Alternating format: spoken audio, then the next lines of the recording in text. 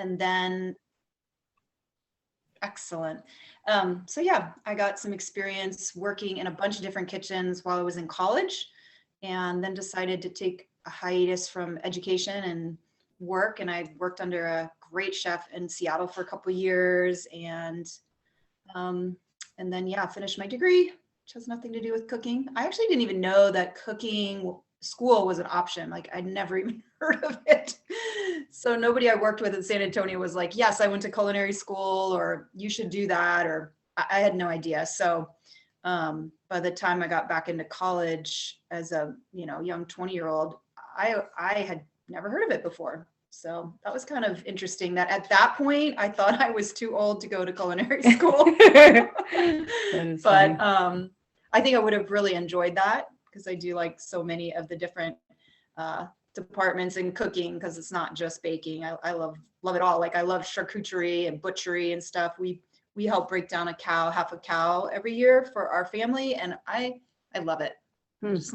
I love to go hunt. I'm learning how to. My family's always hunted, and I'm learning how to hunt now. That's great. And what do you hunt? Well, right now we're hunting waterfowl. So tomorrow we're going down to the Columbia to hunt ducks.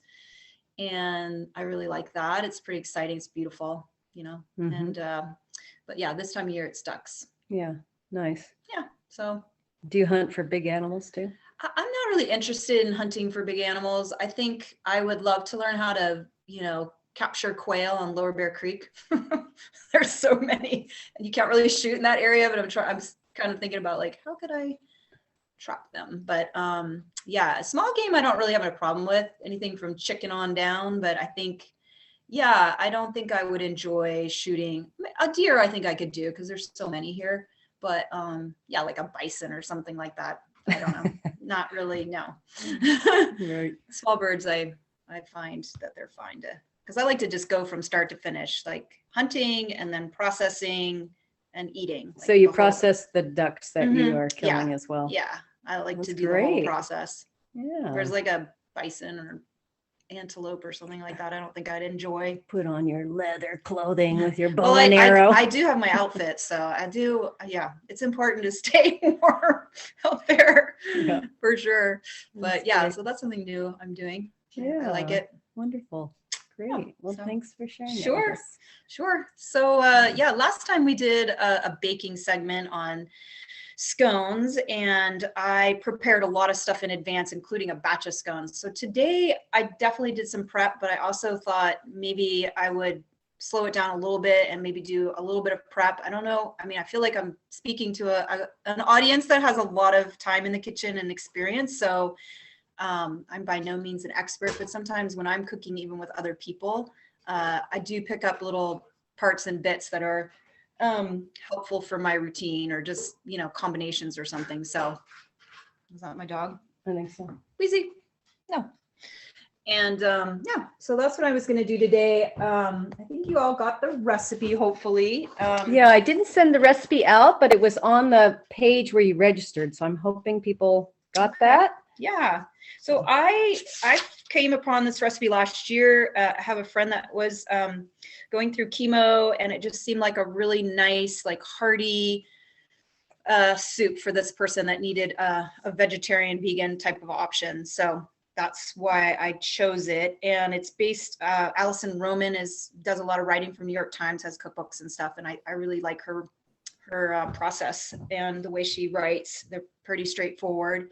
And I've messed with the recipe a little bit. I like to add the tomato paste is a little bit different, the ground cumin and stuff. And, you can add more stock if you like your soups a little looser, which I tend to, because it is pretty hearty the way she does it. Yeah.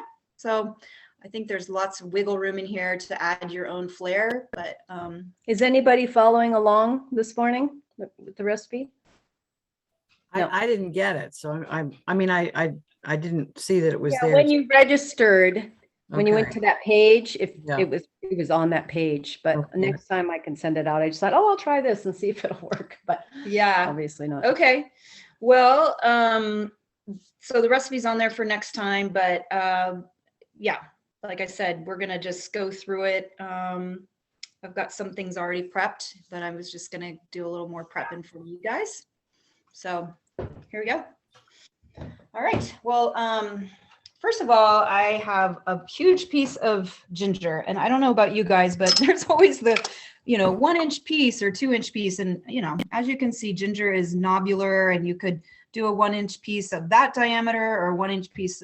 So I really don't, for me, it's not really, it doesn't really, I don't follow that particularly. Like if you really enjoy ginger, then just put more in. But I always take the skin off. Nice peeler. Yeah, I was just thinking that. You can never have too many peelers. Okay, so here's something I learned. I don't know if I Is did that this. a special peeler? No, it's just a chunky one. Huh. But I don't have my other peeler with me. It's in my other. But you guys, I don't know if you have those peelers that are like a finger and they literally have a blade on both sides. Right. Well, I didn't know the blade went both ways, Mm-hmm. but it's one of these kind. Right. Well, you can actually, I just learned this a couple of years ago. You could take go this way back and forth, like on a carrot or anything, and it peels both ways. Oh. And it does the job in half the time. Oh, okay. I learned this in, my 50s. It was awesome. So, that I have definitely, that was a new trick for me. Ignore my phone in the background. Anyway, so I'm just going to take a little bit of the skin off. And, ginger works really, if you want to get it done and help with a Cuisinart, you sure can. And then put it in the freezer. I usually just roll minced ginger in a piece of saran. And then I put the saran in the freezer. Because you've already chopped it all up, you can literally break off a 1-inch piece or whatever, if you want to have it already done and available. And do you keep that in the freezer, or is that I fresh? keep it in the fridge. Okay. So I know in the grocery store you buy it, out, but I found storage wise, it's much better and lasts a lot longer in the refrigerator. Yeah. And I don't peel it. I just leave it in the freezer. Mm-hmm. Yeah, you sure could. Yeah. And you can use a microplaner. You can use a grater. It's pretty wide open. And then I have, today's recipe calls for a couple of onions, which I've already prepped, but my husband and I are making barbecue sauce later today. So I'm going to need this onion. He's into smoking now, which is wonderful, but he was trying to buy barbecue sauce the other day. And I was like, honey, it's really, you put all this time in this local meat. I was like, you cannot buy a corn syrup / prepared barbecue sauce. So he is going to help me make barbecue sauce later today, or I'm going to help him, whichever way that goes. I've got a few pieces of garlic here, which I've already prepped, and I've got them in this little jar. I like to keep something like this in the refrigerator, and you can get smaller jars, but I just put a little olive oil in it, and I don't use the pre-cut jars of garlic. I find that the flavor and it's so strong. It's like, I don't know when it was prepared, probably in California, like, I don't know, 2 months ago, but I mean, it doesn't take that much time to do your garlic, and you can use a Cuisinart and pulse up a couple of heads even, or depending on how much you cook, and just put it in a little olive oil and stick it in your fridge. And honestly, you just like scoop it out for tonight's dinner or however you want. You've got a teaspoon or a couple tablespoons or whatever. But I usually, even in catering, I would cheat and buy peeled full clove garlic, because that does take a long time, and puree it and use it with olive oil. And that's how we would go along with our prep. But anyway, so that I already did today. And just, if you want to keep garlic on hand, I think that's a nice little way to do it. So our garlic, we grow a lot of garlic, and it had some mold on it. So oh my gosh, we got to do something about this. So if you put garlic in 2 bowls and you shake them vigorously, you can peel them really fast. So Phil and I took all our garlic out. We had a ton of garlic, took it outside, did the bowl thing, peeled it all, and then just froze it all. So now we just go into the freezer and get our garlic, which is very convenient. It is, because even now I'm seeing, and obviously garlic came on last summer, but you guys have probably noticed that you're going to get that little, well, it's like a shoot in the middle of it, it's trying to sprout. And, then you got to take that. I usually take it out, but it's surprising how quickly that comes into season, I guess. Okay, so there you go. I got all my onion ready, and I did a couple of these earlier for our project. So there's that. And so I think if you can see the other screen where my pot is, I like to use, excuse me, I like to use a pretty big pot. So this is an 8-quart enameled cast iron stove. So Le Creuset. Can you all see her pot there? Mm-hmm. Okay. Yep. So I'm adding quite a bit of olive oil, and I actually preheated my pot on pretty low before the class because I thought it would be good to have it going. But we've got that warming up. I've got my onions here. I need my ginger and my garlic. So I can actually move this. Let's see.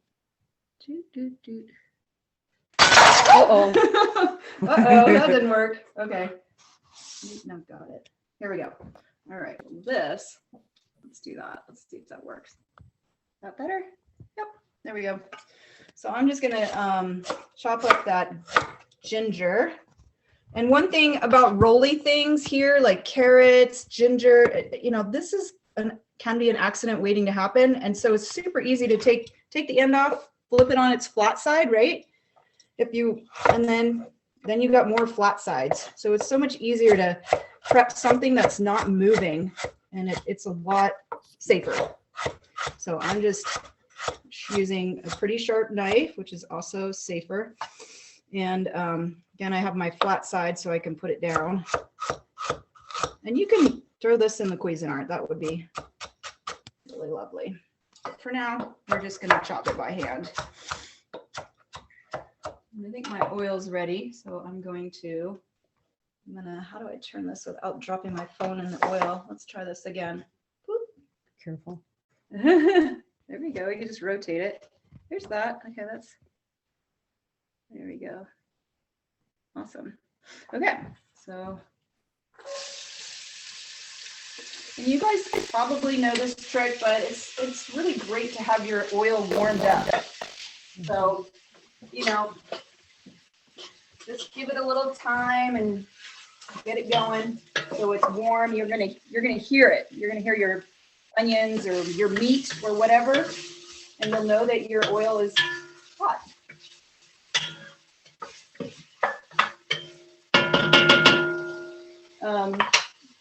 That's even probably not enough oil. This recipe, she likes you to use a lot of oil because you kind of fry up the chickpeas coming up. That's a nice oil dispenser. Yeah. That is cool. I'd like to have, it has a lid. I have two of them. This is my extra virgin. And then I have another one.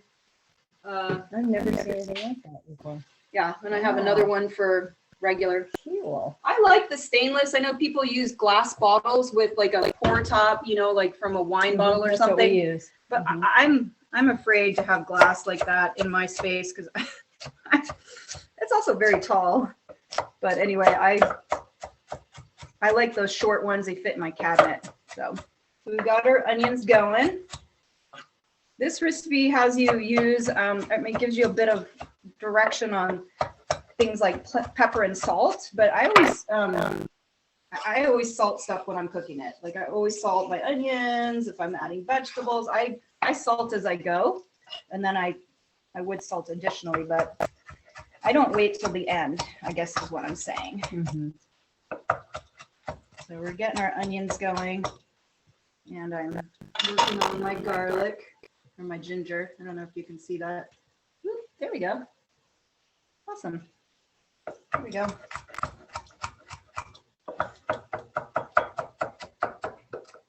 Does anybody have any questions for us at this point? Nope. Nope. And this recipe is for how many people? That's a great question. I think it easily does 4 to 6 servings, depending on how hungry you are. That's a lot of ginger right there. Wow. You don't have to add. I mean, she says a 2-inch piece. So yeah, right. What is that? Is that? Yeah, wow, that's great. I love ginger. I do too, and I feel like Can't have too much. flavor. Like I definitely think you can be bold with your flavors at this point. You're sautéing. So if you're not a fan of ginger, I guess you could try use less. But I do think it's good for this soup profile. I guess you could leave it out too if you don't like it. Put something else in that you like. But yeah, that is a lot of ginger. It'll be great. Yeah, it's good for our health this time of year, right? Lots of Mhm. yummy ginger, and I think the soup, And garlic. you know, with it's got turmeric in it, and I think that is also really good for you. It's supposed to be wonderfully healthy for you. So we've got that all figured out, and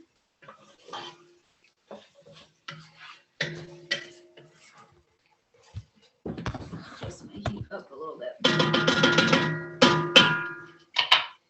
Okay, we're gonna turn. Whoop. There we go. Nice. That is handy dandy. Yeah. There we go. All right, I'm gonna go ahead and add my ginormous amount of ginger. Why not? I want to save it. I could save it, but I'm not going to. And then I've also got I wanted you to do 6 garlic cloves, which, you know, again, it depends on the size. So I think that's going to be close to like 3 tablespoons, I'm going to say. Yeah, maybe. Yep, about that.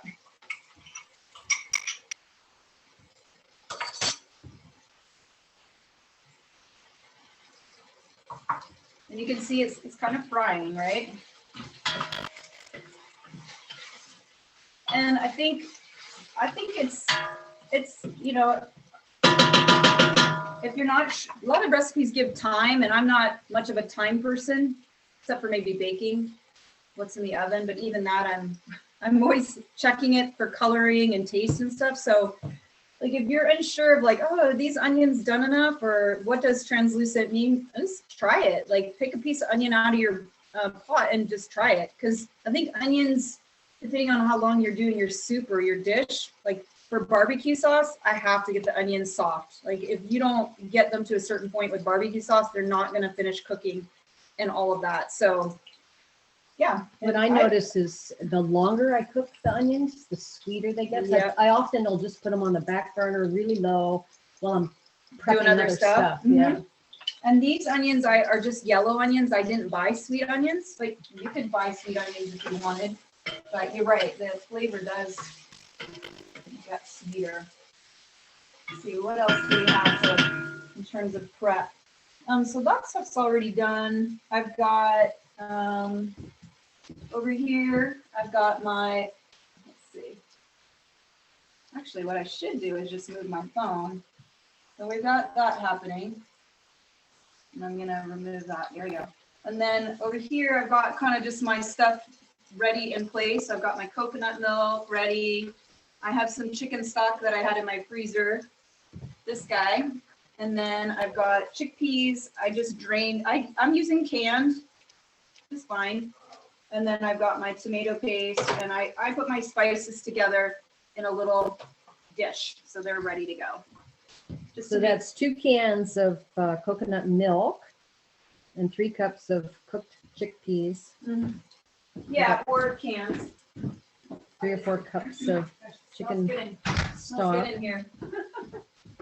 Yep. Yum. 3 tablespoons of tomato paste. And the tomato paste is something that I added because that's not in the original recipe, but I just like the way the tomato paste cooks down, and I think it's really yummy. Nice. And I'm using chicken stock, but you could use vegetable stock, or I mean, I guess you could use whatever stock you want. I just happen to have some in the freezer, and imagine you could make your own. I mean, I made my own stock and I freeze it. So I use that Bullion. Oh yeah, Better than Bullion. the organic stuff. Yeah, organic stuff. It's Yep. not, it's not chicken. It's concentrated. vegetable. Mhm. Yeah, they Mhm. also make it in beef and chicken. I think that concentrate stuff is awesome. It's super handy. Okay, let's get in there. Yeah, so the recipe called for charred kale, beet green, something that you're going to put in at the end. And I made this last week for us with charred, and that was really good. I use the stems in my soup. I don't know about you guys if you like to use every part of the vegetable, but I don't know, with COVID and pandemic, I'm like, yeah, we could just use everything. I throw them in smoothies too, but today I did not chop up the stems, but you could, and I would add your stems at this point. So my onions are already going. I did find with the charred stem, which was the red charred stem, that it was delicious. It was great. Just added more oomph to the soup. I didn't really. And then I noticed once we like refrigerated it and pulled it back out, like the stems actually bleed into the soup a little bit. So that looks a little strange, but anyway, when you heat it up, it's fine. Mm-hmm. But that was, I think, the only thing I noticed that was a little interesting. Okay, so we got our onions. Looking yummy, right? Fine. Right on. So just making sure I'm following a recipe that is here. Garlic and ginger, we got that. Turmeric, cumin, yep, we got that. And then we're gonna add the chickpeas. So like I said, I've got your powder here, and I'm just gonna add it all at once.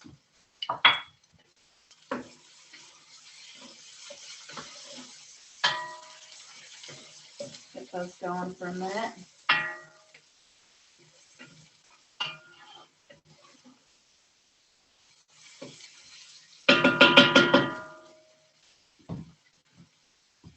And you can see there's still quite a bit of oil, not quite a bit, but there's definitely a little bit more oil in there. That's probably more than maybe you would normally be sauteing with. And then I've got my chickpeas. Dump those in. I'm gonna fry those up. Yum. I know, right?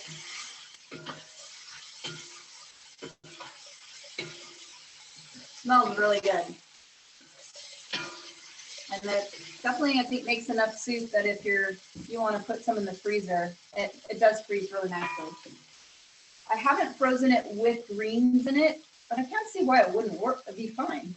Probably, Yeah. but it's probably nicer to put fresh later Yeah, on. if you want. Mm-hmm. I think it would be fine though. Yeah, I think so. All those the greens already be cooked, so I think it'd be fine. I usually eat it all, so. Okay, so we're gonna fry those up a little bit till the chickpeas take a little color. I'm gonna add my. I wish I could send the aroma to you all. I'm gonna add a little bit of the tomato paste. So about a half a can of that. I just did 2 big tablespoons, I guess. Okay. And there's red pepper flakes in here, which adds some nice heat to this dish. But if you are heat intolerant, you could definitely. I think it's good though for winter. Have a little fire in your food. Yep, keep things moving around. Yeah. Sure. Uh-oh. Your phone just went out. Oh gosh. How How do I hang up on this person? I don't want to talk to you. Hold and accept, no end. Okay. There we go. I know that name. Okay, now we join meeting. Can we go back to it? Well, that wants me to kick me off. Interesting. Technical difficulties. Yeah. This is intermission time. Anybody have any questions? Deirdre, can you send the recipe out again? I will. Yes. Okay. I'll send it to everybody. It's right here. Yeah. Yeah. So good. I wonder what ethnic. I mean, chickpeas, Kind of coconut, Moroccan, maybe? Moroccan. Yeah. Middle Eastern, yeah. Mm-hmm. Yeah. Meeting passcode. Sorry, guys. This is. I guess I don't know how you keep this from happening Rejoin. while you're using your phone. Right. They do Oh, not there we go. accept calls at this I time. have a question about the coconut milk. Yeah. So coconut milk is pretty high fat. Can you use a low fat version of coconut milk or what? Sure. Yeah, she's using. It is not low fat, Nope. but it's organic. Okay. Let's see, I'm gonna- Thanks. And she has Oh, yeah. organic garbanzo beans. Where'd you get those? Oh, just at Hanks or something. Oh, really? Thriftware, whatever. Yeah, I cook my own garbanzo beans. I So. usually do too, but Yeah. I thought, this is like a really easy, approachable soup. So you guys can see I'm getting a little color on the bottom of my pan. So look how yummy, it's all taking on a nice color. I got a quart of stock right here. I'm gonna deglaze my pan a little bit. And that's the stock that you made yourself. And Yeah. Carlos. And how did you make the stock? I'm actually not eating a lot of chicken these days, but if I do roasted chicken or something like that, I usually just throw the parts or whatnot in a pot with a little, aromatics and cook it up a little bit. Mm-hmm. I mean, I don't usually buy chicken to make stock.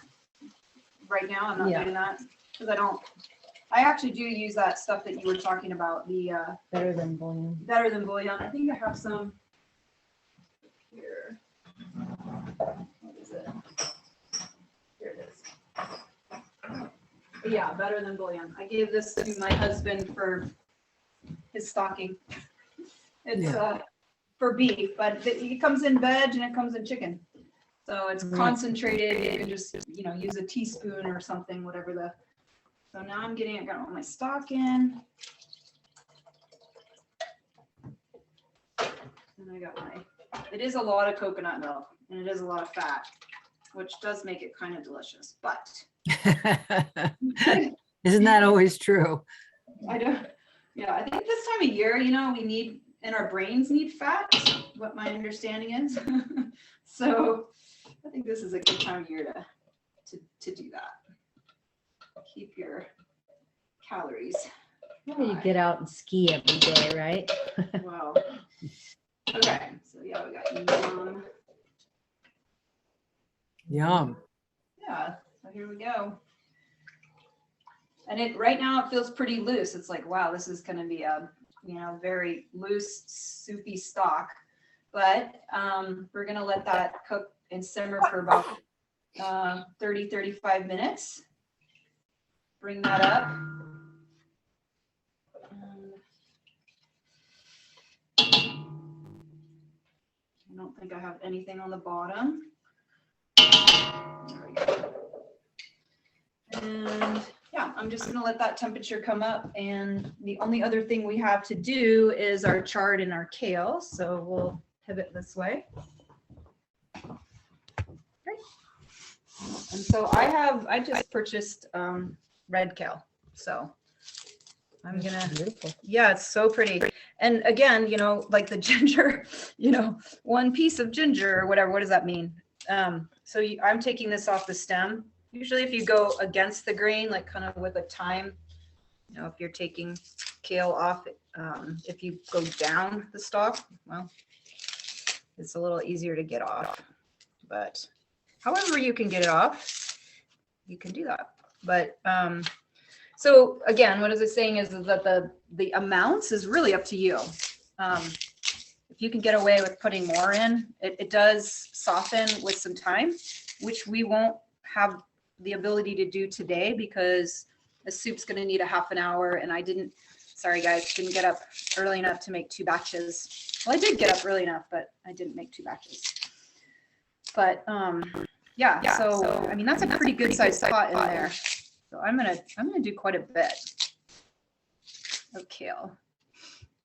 And one thing, when you're putting this in your mouth, you want to think about like size wise. I always think about like, what can you capture with a spoon?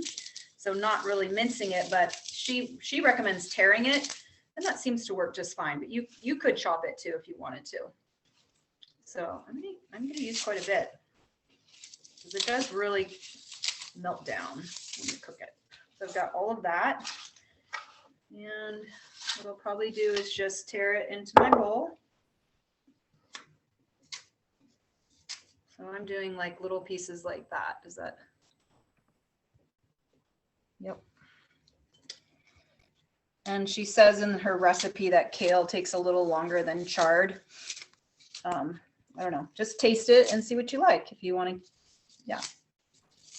But I think this is a really nice, easy, hearty stew, especially if you have things already cooked. Like Deirdre says, she already has, you're making hummus or something like that, make an extra few cups of your chickpeas and put it, you could put them in a container and throw them in your freezer, and then you're good to go.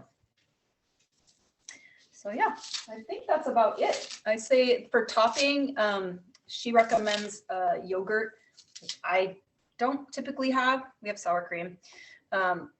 But I have cilantro that I got, so I'm gonna pick some of that and put that on top. If you don't like cilantro, you could use really nothing if you wanted, or parsley, or if you like it. It is really good with mint.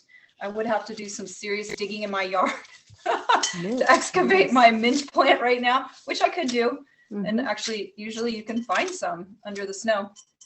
But I didn't really want to buy a 1 ounce clamshell of mint right now at the market. That's kind of difficult to use up this time of year, and probably couldn't find it anyway. Oh yeah, that was another reason I picked this recipe, because I thought, oh my gosh, what are we going to be able to get since we've had so many supply issues? I thought, okay, a few canned goods, and actually we wouldn't have been able to get kale a week ago. It's looking pretty sparse. Wow. Yeah, so anyway, hopefully you guys can feel like you're doing a bit of armchair traveling with this recipe to somewhere spicier and more, further away than Brewster. Yeah, so that's about it for today. I think you can see my soup is definitely come up to a simmer. So I'm probably going to adjust that down a little bit and set my timer to remind me. Oh, you know what I didn't do, guys, is I did add soup on my onions and stuff, but I didn't end up adding any more, but I think she wants you to add about a teaspoon. More of what? Salt. Oh, salt. Okay. Yeah, so I'm going to add 1 more teaspoon. You don't taste it first? Well, because that's part of the recipe. Even though I salted the onions, it's like pinching. It's not a lot. And I'll probably wait and add my ground. You could use ground pepper now if you wanted to. That's fine. Now, if you wanted to add some meat to this, what kind of meat would you? I was thinking about that earlier. I mean, I think chicken would be really good. And if you wanted to add raw chicken, I would put it in, poach it right now. Okay. Like I would cut up raw chicken and put it in here, and you could even use water, honestly, because you'd essentially be making stock out of the water, right? The chicken's going to add a ton of flavor, or it would just even be richer if you already had stock in there. But yeah, I was even thinking like some kind of sausage would be good, like a ground sausage. We have some pork sausage from Plum Farms over, on Twin Lakes Road. That's delicious. So, I mean, I think you could definitely make it heartier that way, or non-vegetarian if you wanted to. Yeah. So I think that would be really good. I haven't tried it with anything beef, but yeah, I think you could go right that way too, as long as it's a stew meat. And I would brown anything like that first. Like if I was using beef, I would have browned it first. But yeah, that would make it really delicious. And you can serve it over, we just served it in bowls, and I only make bread in the winter time. So I've been making sourdough loaves this winter, and it's really good with that. And I thought about teaching more of like a pita making class or something, which we can do next time. But a flatbread or something like that, you can buy those at the store. But I think a nice loaf of French bread or something from one of the local bakeries would be really good. Or you could put it over rice if that's more up your alley, or even farro from Bluebird. I think that would be really good too. That would even like make it more hearty if you wanted to stretch the soup out a little bit. There's lots of things you can put in. Just have fun experimenting, and maybe share what ideas you come up with and how you use it, in the comments or something. You have comments and responses, right, Deirdre? Yeah. Yeah, you could share with everybody what you did with it. Or you could just email it to me. Yeah. Your ideas. Yep. And how it came out for you. But that's about it. So I've got my kale already, my big bowl of fluffy kale, and my cilantro for topping. So yeah. Great. I'm going to turn this down. It's still like a little bit high. It's boiling right now, right? So I'm trying to get it a little bit more down to a simmer. But you can always, if you feel like your soup is getting too thick and then you got to add all that kale or whatnot, just add some more stock or a little bit of water or something like that, and you'll be fine. Yum. Can't wait to taste Mm. it. Yeah, it smells really good in here. Yeah, all those spices and the coconut milk. Yum. Great. Anybody have any questions, comments? Anything we could do better? Well, it looks yummy. Great. Well, come on over. Right on. Well, thanks you guys for joining us today, and we'll get that recipe sent out again, and next time have that in front of you might be more helpful. So Yeah. And we do have one more session with you, I think. I know we're doing next month. Yeah. Yeah. Mhm. Yeah. And who knows? Maybe we'll just keep doing it. Maybe we can convince her to do it longer. You have a topic for next month? Well, I'm open to suggestions. Yeah, I mean, we've done a baking, we've done a soup. I'm open to suggestions. I mean, I don't know what people want to see or learn about. So if you have suggestions, just email them to Deirdre and I'll take a look at that. And Do you like the idea of pita, learning pita bread? Yes, because you can't find it in the valley here. Yeah. Well, actually, I do have a request, and that is one of the things that frequently comes up on Meta at Home are the foods that are needed for meal trains. And I'm really hurting on recipes that I can turn to for such a need. And I don't know if those kind of casserole stews, whatever people use, if there are some really savory, wonderful things that are good, healthy, that could be shared, I would appreciate that. okay. Yeah, this recipe would be I perfect. think this for that. recipe is Yeah. perfect for that as Yeah. a start. Yeah. I also like Thanks. being prepared to give stuff away and leave it with friends. Let me grab what I have. And it is more plastic, and I apologize for that. But you could buy these at like URM or what's it called, like Cash and Carry or something like that, depending if you go to Wenatchee or Seattle. But you can buy, like a sleeve of these, like 25 or something. And I find these really handy. I mean, I reuse them at home, but like when I'm going to give a soup to a friend who's in treatment, and I'm going to give this to them with the lid, and then it's theirs. Like they don't have to worry about getting it back to me. And I feel like that's been for me really helpful in terms of sharing food, is like just giving people stuff that they don't have to worry about how it's whose dishes is what. So these come in all kinds of sizes. This is a quart container, but it comes in half of that, and it also comes in a smaller one, which I find really helpful for even prepping food. I use like old yogurt containers, or whatever other type of thing you have, rather than buying more plastic. I use something like that I don't care if they give it back to me, and that's fine. I use quart Ziploc bags or gallon Ziploc bags. Yep. That's a great idea too, Christy. Mhm. This is also a really nice tool that I use. I don't know if I shared this with you last time. This is painter's tape, and I like to use a light color. This is purple, but this is so nobody loses my pen. That's great. But I like to write right on the tape, and I write the date and what it is even in my own personal freezer, because things can get in there and you're like, "Ooh, when was that made?" And this tape will stay on in the freezer. It stays on. I even do it in my fridge whenever I prep something like that garlic I prepped earlier. I would put a little piece of tape on that, possibly with a date if I made a decent amount, or my stock or whatever. But I find this tape works really great for labeling. It will come off easily when you want it to come off, but it stays on for Nice. labeling in your fridge. And as a gift, you're giving food away, and then they know what it is.